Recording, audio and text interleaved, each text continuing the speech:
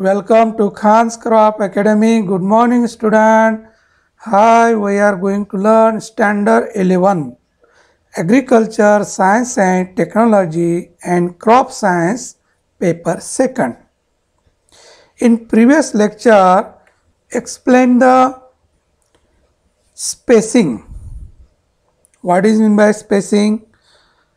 The distance between two row or two plant known as spacing.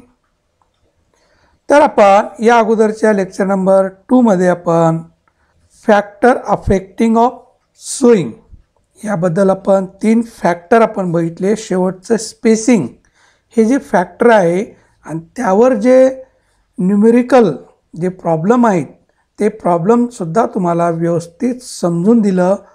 Plant पॉप्युलेशनचा formula काय आणि त्या फॉर्म्युल्यानुसार आपण झाडांची संख्या कशी काढायला पाहिजे, प्लांट पॉप्युलेशन कसं काढायला पाहिजे ते मँगोचं उदाहरण देऊन तुम्हाला व्यवस्थित समजून सांगितलेलं आहे. तर असे 3-4 उदाहरणं तुम्ही तयार करा. जे मी मीटरमध्ये स्पेसिंग दिलं तर तुम्ही सेंटीमीटरमध्ये घेऊन सुद्धा करा, कारण सेंटीमीटरमध्ये दिलं असेल त्याचं कन्वर्ट कशामध्ये करायला पाहिजे, मीटरमध्ये करायला पाहिजे, म्हणजे दोघांचं युनिट एक राहणार. या पद्धतीनं तुम्ही प्रॉब्लेम सॉल्व करा. तर विद्यार्थी मित्रांनो, आज लेक्चर नंबर 3 मध्ये आपण बघणार आहोत फार महत्त्वाचं सीड ट्रीटमेंट. फार महत्त्वाचं आहे. What is mean by seed treatment?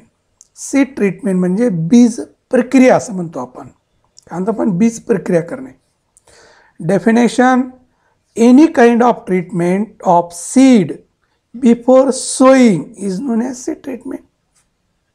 सोपी definition, any kind of treatment. आता सीड ट्रीटमेंट म्हटल्यानंतर त्याचा अर्थ असं घ्यायचं नाही की त्याला फंजीसाईडच लावावं लागेल, इन्सेक्टिसाईडच लावावं लागेल, असं नाही आहे. जे काही तुम्ही पेरणी करण्या अगोदर बियावर काही प्रक्रिया करत असाल त्याला फंजीसाईडच लावावं, बुरशीनाशकच लावावं असं नाही. जे काही करत असाल पेरणी करण्या अगोदर त्याचा उद्देश वेगळा असेल त्याला आपण काय म्हणणार? सीड ट्रीटमेंट म्हणणार. काय म्हणणार? सीड ट्रीटमेंट म्हणणार. Any kind of treatment of seed before sowing is known as seed treatment.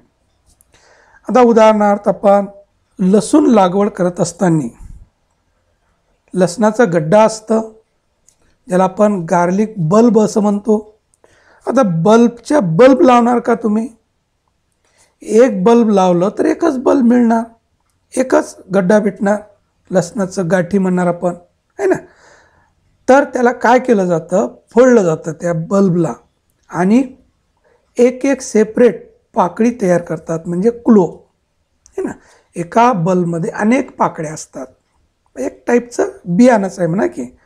त्याला फोडलं जातं आणि एक पाकळी लावलं जातं, एक पाकळी एक गड्डा तयार करणार, है ना. म्हणजे जे बल्ब फोडण्याची प्रक्रिया जी झालेली आहे ते सुद्धा सीड ट्रीटमेंट आहे. लक्षात? म्हणजे केमिकलच बियाला लावलं तर सीड ट्रीटमेंट होते असं नाही. जे काही तुम्ही करत असाल बियावर प्रक्रिया त्याला बीज प्रक्रिया असं म्हटलं जातं. समजलं? उदाहरणार्थ आपण धने माहीत आहे, कोथिंबीर माहीत आहे, पण धने माहीत नसेल, आहे ना. कोथिंबीर सगळ्याला माहीत आहे.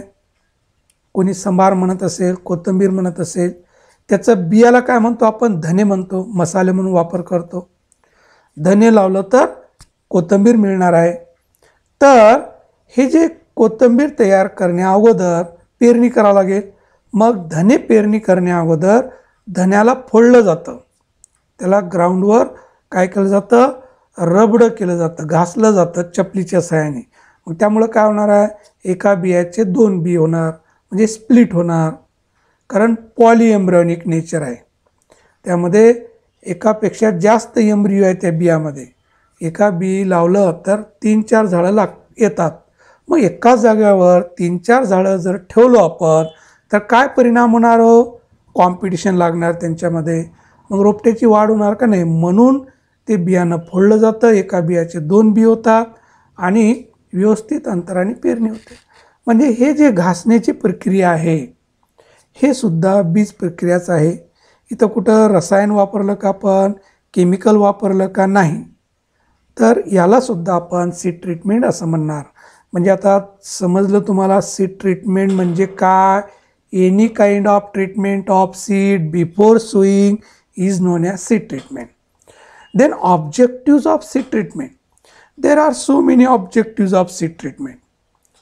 There are various objectives of seed treatment for various objects.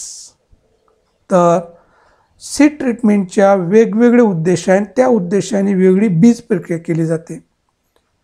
उद्देश काय त्यानुसार सीड ट्रीटमेंट बदलणार, लक्षात.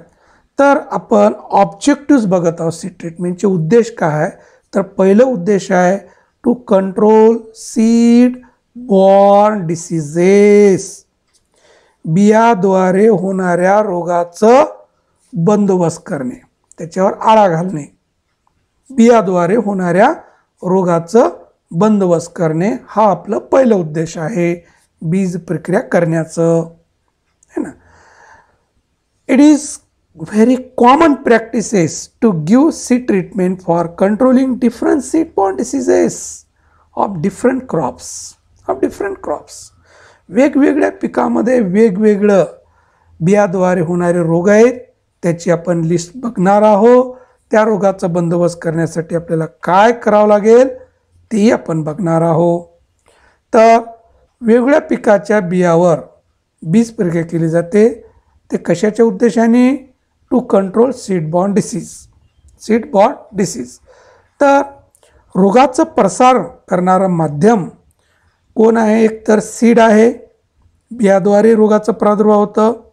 सॉईल आहे, जमिनीद्वारे होतं. नंतर विंड आहे, वारं, त्याद्वारे रोगाचा प्रसार होतं. वॉटर आहे, पाण्याद्वारे होतं. नंतर ह्युमन बीइंग याच्या सहाय्याने सुद्धा रोगाचा प्रादुर्भाव होऊ शकतो, पण मायनर आहे. ॲनिमल पण आहे, है ना. तर याद्वारे रोगाचा प्रसार होतं. तर बियाद्वारे रोगाचा प्रसार होत असताना आपल्याला त्याच्यावर आळा घालता येते, म्हणजे बंदोबस्त करता येतं. तर इथं आपण लिस्ट दिलेली आहे. नेम ऑफ द क्रॉप जवार. जवारवर सिरियस डिसीज जे आहे सीड बॉर्न, जे स्मट आहे, ज्याला मराठीमध्ये कानी रोग म्हणतात. जिथं धान्य भरतं ते धान्य पूर्ण काजळी तयार होते, तिथं धान्य भरण्याऐवजी स्पोर्स तयार होतात. त्याला आपण कानी रोग असं म्हणतो. काय म्हणतो, कानी रोग. मग या रोगाचं बंदोबस्त करण्यासाठी बियाला बीज प्रक्रिया करावं लागेल. तर कोणती बीज प्रक्रिया केली जाणार, 300 mesh fine sulphur powder at the rate of 6 gram per kg of seed. तर 300 मेश फाईन सल्फर पावडर आहे, फंजीसाईड आहे, त्याचं नाव आहे सल्फर पावडर. त्याचं जे पार्टिकलची जी साईज आहे ते 300 मेश म्हणजे चाळणी. तर एवढं फाईन पार्टिकल वापरायला पाहिजे. तर त्याचा रेट किती वापरायचा आहे, 6 ग्रॅम प्रति किलो बियाणं या प्रमाणामध्ये. तर या कानी रोगाचं बंदोबस्त होईल, स्मट डिसीजचं कंट्रोल होईल. तर जे रबी ज्वारी असते, तर रबी ज्वारीवर या रोगाचा प्रादुर्भाव जास्त जाणवतो हायब्रिड व्हेरायटीपेक्षा. आता खरीपमध्ये जे ज्वारी पेरली जाते सहसा ते हायब्रिड व्हेरायटी असतात. आणि हायब्रिड व्हेरायटी डिसीज रेजिस्टंट आहे स्मटला. स्मट डिसीजचा प्रादुर्भाव होत नाही त्या ज्वारीवर, कोणत्या संकरित जातीवर, जे खरीपमध्ये लागवड केली जाते. आणि रबीमध्ये जे आपण व्हेरायट्या ग्रो करतो त्या लोकल व्हेरायटी असतात, इम्प्रूव्ह व्हेरायटी असतात. आणि हे ससेप्टिबल आहेत स्मट डिसीजला, कानी रोगाला. तर बी पेरणी करण्या अगोदर बियाला सल्फर पावडर लावून पेरायला पाहिजे, 6 ग्रॅम प्रति किलो बियाणं या प्रमाणामध्ये. तर या रोगाचं बंदोबस्त होईल. नेक्स्ट पॅडी, भात पीक. भात पिकावर येणारा जे रोग आहे ब्लास्ट ऑफ पॅडी, ब्लास्ट, ज्याला आपण करपा रोग असं म्हणतो. ब्लास्ट कोणतं, ब्लास्ट हे फंगस डिसीज आहे. स्मट हे सुद्धा फंगस डिसीज होतं, ब्लास्ट हे सुद्धा फंगस डिसीज आहे. या रोगाचा बंदोबस्त करण्यासाठी आपल्याला काय करणं हवं आहे, भात पिकाच्या बियाला थायरम ट्रीटमेंट करावं लागेल. थायरम हे फंजीसाईड आहे. Thiram at the rate of 3 gram per kg of seed for prevent the blast disease. तर थायरम लावून जर आपण भात पिकाची लागवड केली तर त्या पिकावर ब्लास्ट या रोगाचा प्रादुर्भाव होणार नाही. लक्षात. Then third, bajra. Bajra crop affected by ergot disease. बाजरीवर महत्त्वाचा रोग एरगॉट येतं. क्रॉप सायन्स लक्षात ठेवा, ॲग्रिकल्चर सायन्स अँड टेक्नॉलॉजी यांनी पण लक्षात ठेवा, फार महत्त्वाचं पार्ट आहे. बाजरीवर येणारा रोग एरगॉट आहे. तर हा एरगॉट डिसीज फार सिरियस प्रॉब्लेम आहे बाजऱ्यावरचं. हे सुद्धा फंगल डिसीज आहे, म्हणजे बुरशी रोग आहे. या रोगाचा बंदोबस्त करण्यासाठी काय करणं आवश्यक आहे? 20% brine water solution and thiram treatment at the rate of 3 gram per kg of seed. तर 20% मिठाच्या द्रावणामधून बाजरीचं बियाणं त्या सोल्युशनमध्ये बुडून काढावं लागेल. तर काय होणार आहे?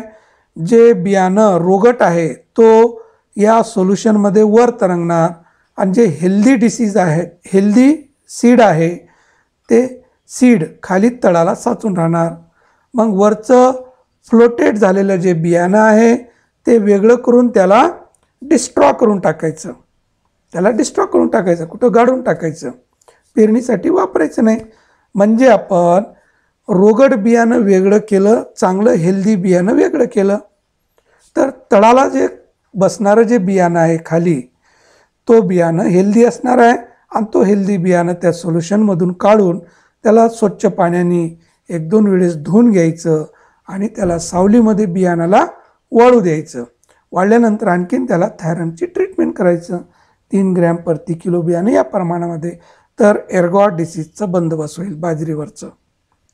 देन फोर्थ, व्हीट, गहू. Wheat affected by rust and smut disease.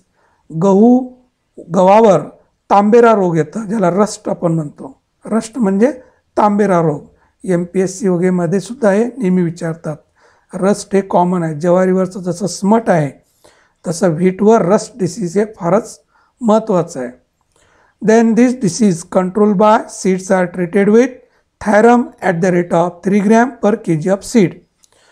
तर थायरम 3 ग्रॅम प्रति किलो बियाणं या प्रमाणामध्ये जर आपण या गहू पिकाच्या बियाला ट्रीटमेंट करून जर आपण पेरणी केली तर रस्ट डिसीजचा प्रादुर्भाव कमी होईल, बंदोबस्त होईल. देन फिफ्थ आहे ग्राउंडनट म्हणजे भुईमुग. Then groundnut crop affected by tikka disease or leaf spot. तर भुईमुगाचं पीक टिक्का डिसीजला फारच ससेप्टिबल आहे. त्याला लिप स्पॉट असं म्हणतात. काळे ठिपके दिसतात पानावर, नंतर त्याची साईज वाढते, पानं वाळून जातात. तर या रोगाचा बंदोबस्त करण्यासाठी काय करणं गरजेचं आहे? Seeds are treated with thiram at the rate of 3 gram per kg of seed for prevent the tikka disease. तर या शेंगदाण्याला, जे आपण शेंगदाणे लावतो, शेंगदाण्याला काय करायला पाहिजे? थायरम लावायला पाहिजे 3 ग्रॅम प्रति किलो बियाणं या प्रमाणामध्ये. तर टिक्का डिसीजचा प्रादुर्भाव थांबवता येईल. नंतर शुगर केन.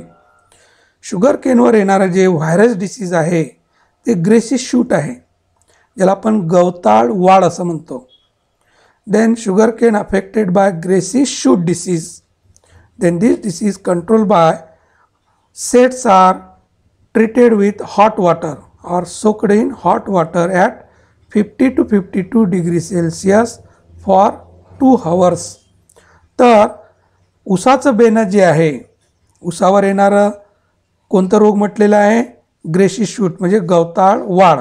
या गवताळ वाढ रोगाचा बंदोबस्त करण्यासाठी ऊसाचं बेणा हे 50 ते 52 डिग्री सेल्सिअस एवढ्या गरम पाण्यामध्ये ते बेणा बुडून काढायचं 2 तास ठेवून. तर व्हायरस डिसीज जे आहे, विषाणू जे रोग येतं आणि त्याचं काहीच बंदोबस्त नसतं, त्याला ट्रीटमेंटच करणं गरजेचं असतं. तर या रोगाचा बंदोबस्त करण्यासाठी ऊस पिकाला आपण काय करणं गरजेचं आहे? हॉट वॉटर ट्रीटमेंट देणं गरजेचं आहे. ते सगळ्या ट्रीटमेंट कशासाठी दिलं? पण जे सीड बॉर्न डिसीजेस आहे, हे सगळे सीड बॉर्न डिसीज आहे. हे कशाद्वारे प्रसार होतं? बियाद्वारे. त्याचा बंदोबस्त करण्यासाठी आपल्याला पेरणी करण्या अगोदर बियाला बीज प्रक्रिया करावं लागणार आणि हे बीज प्रक्रिया देणं गरजेचं आहे त्या पिकाला त्या रोगाला बंदोबस्त करण्यासाठी. तर हे महत्त्वाचं आहे. तर एकदम पाठ असायला पाहिजे, प्रत्येक पिकाचे रोग पाठ असायला पाहिजे आणि त्याचा बंदोबस्त करण्यासाठी कोणती सीड ट्रीटमेंट करावं लागेल हे आपल्याला लक्षात ठेवणं आवश्यक आहे. हे पुढं जेव्हा क्रॉप सायन्सवाल्याला हे सगळं कल्टिवेशन क्रॉप आहे ते 12वीला हे सगळं क्रॉप आहेत कल्टिवेशन आणि याच्यावर येणारे रोग याचंही आहे. तर आता जर आपण लक्षात ठेवलं तर पुढं तुम्हाला भारी जाणार नाही. नेक्स्ट या पद्धतीनं सीड ट्रीटमेंट केली जाते. थायरम आपण गहू वगैरे जे बियाणं आहे ते बियाणं घ्यायचं, ते प्रति किलो 3 ग्रॅम प्रति किलो या प्रमाणामध्ये थायरम घ्यायचं आणि ते बियाला चोळायचं. किंवा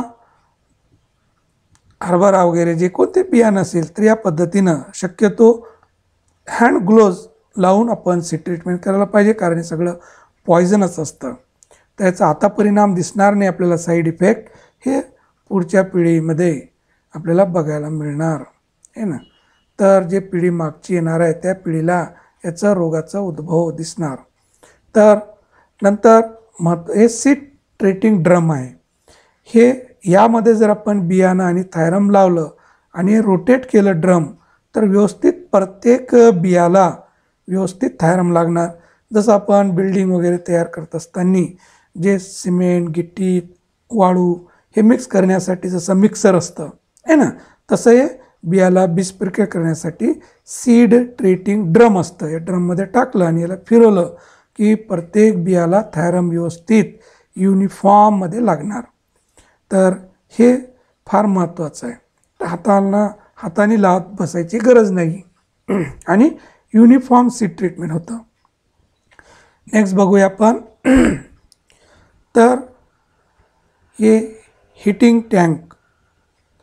तर उसाचं बेना जे आहे ते बेना आपल्याला गरम पाण्यामधून काढायचं असेल तर या टँकमध्ये बेना टाकून नंतर इकडं काढायचं, इथं डीप करायचं. तर हे हिटिंग. तर आपण आपल्या भागामध्ये आपण काय करतो की आपण गरम पाणी ठेवतो आणि त्यामध्ये बुडून काढतो. पण हे जे रिसेंट जे मॉडर्न टेक्निक जी आहे तर ही मॉडर्न टेक्निक आहे. तर आपल्या भागामध्ये बेण्याला बीज स्प्रे करत असताना या पद्धतीनं ड्रममध्ये आपण एकतर गरम पाणी घेणार, त्याच्यामधून हे काढणार किंवा याच्यामध्ये आपल्याला ॲगॅलॉल सोल्युशन वगैरे जे काही ट्रीटमेंट करायचं असेल तर या पद्धतीनं आपण बेणे बुडून आपण बेणे प्रक्रिया करतो. Next second objectives to easy sowing. दुसरा उद्देश काय? To easy sowing. पेरणी करण्यासाठी सोपं जावं, अडथळा येऊ नये.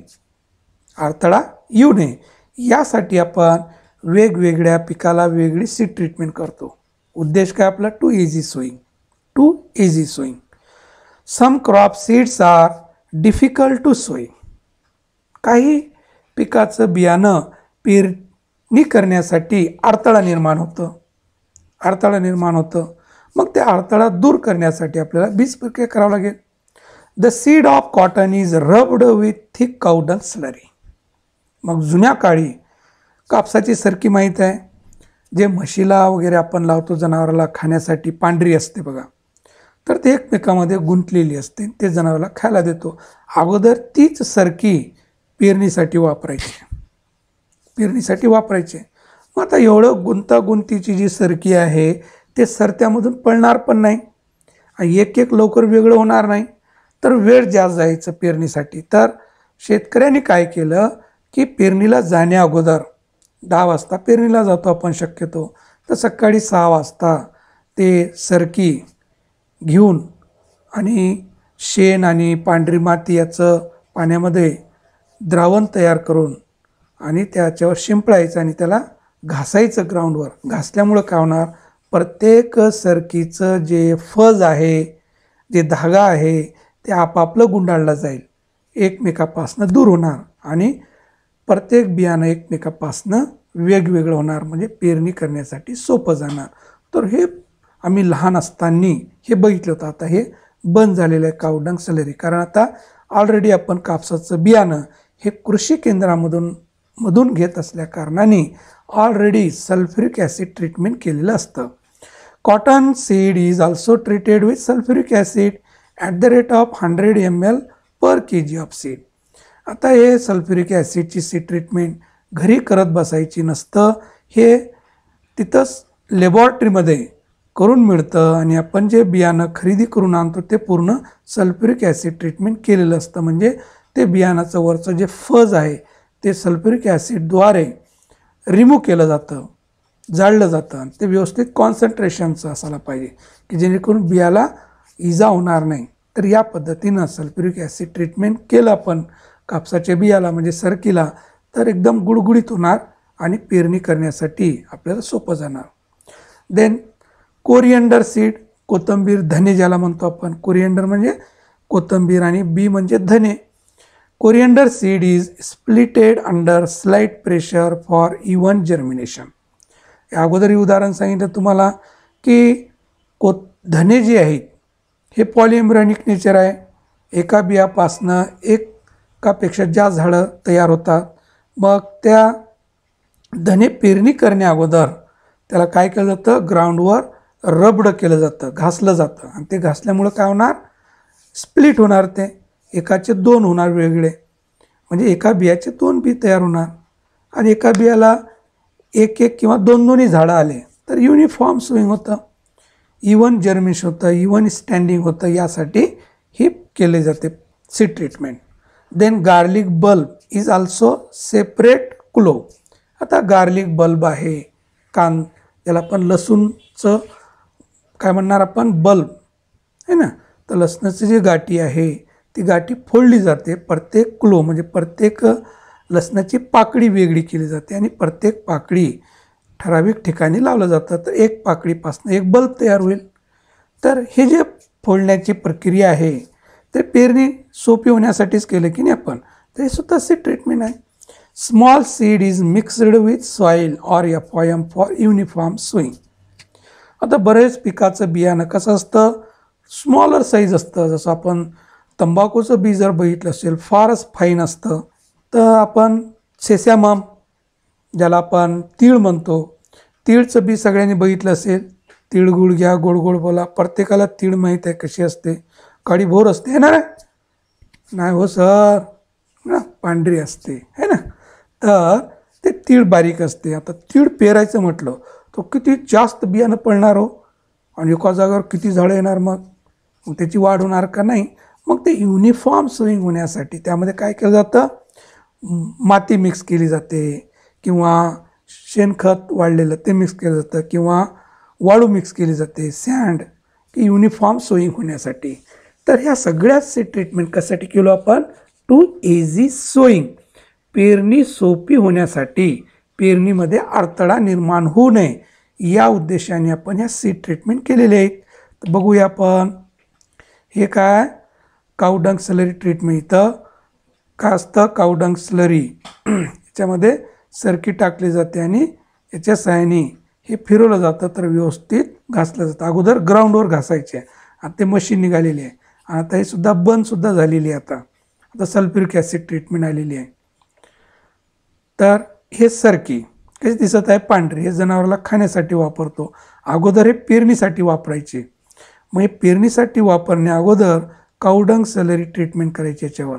तर प्रत्येक बी हे वेगवेगळं व्हायचं, कारण पूर्ण हे गुंतलेलं असतं एकमेकामध्ये, कारण त्याला फज असतं, असं तंतू असतात है ना. तर चिटकून राहतं एकमेकाला आणि पेरणी व्यवस्थित होत नाही.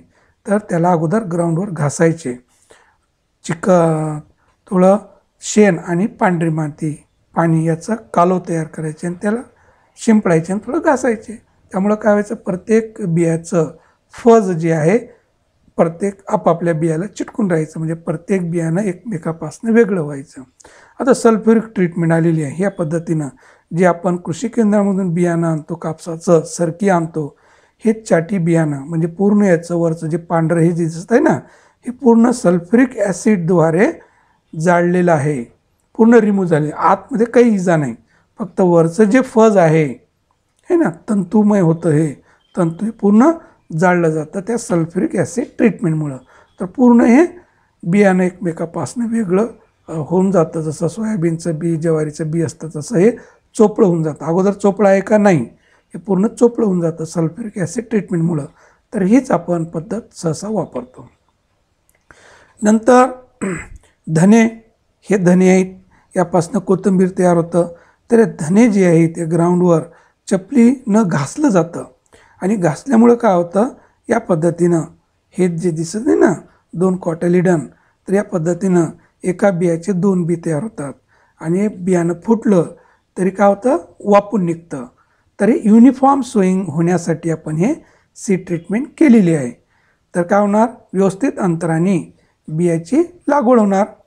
यासाठी आपण हे काय केलेलं आहे, रब्ड केले आहे ना ग्राउंडवर.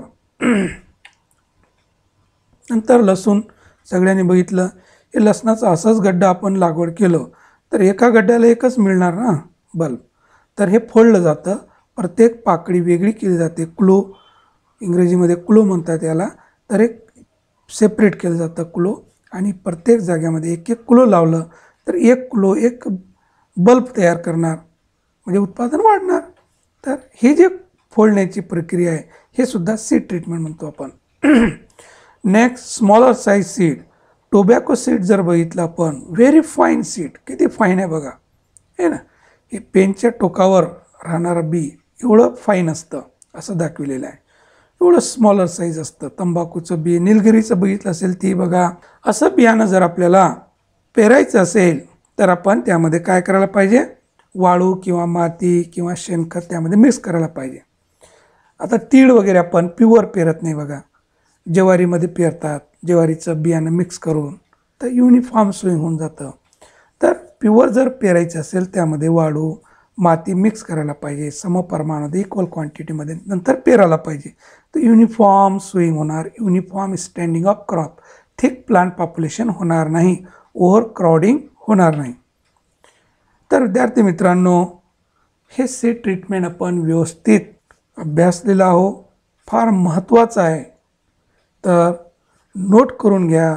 कधी व्हिडिओ बघत असताना नोटबुक आणि पेन सोबत ठेवायला पाहिजे आणि नोट करत चालायला पाहिजे. तर विद्यार्थी मित्रांनो, इतरांना जास्तीत जास्त शेअर करा, सबस्क्राईब करा, जेणेकरून नोटिफिकेशन मिळत राहणार, तुम्ही व्हिडिओ बघत राहणार, आनंदी राहणार. थँक्स. जय जवान जय किसान.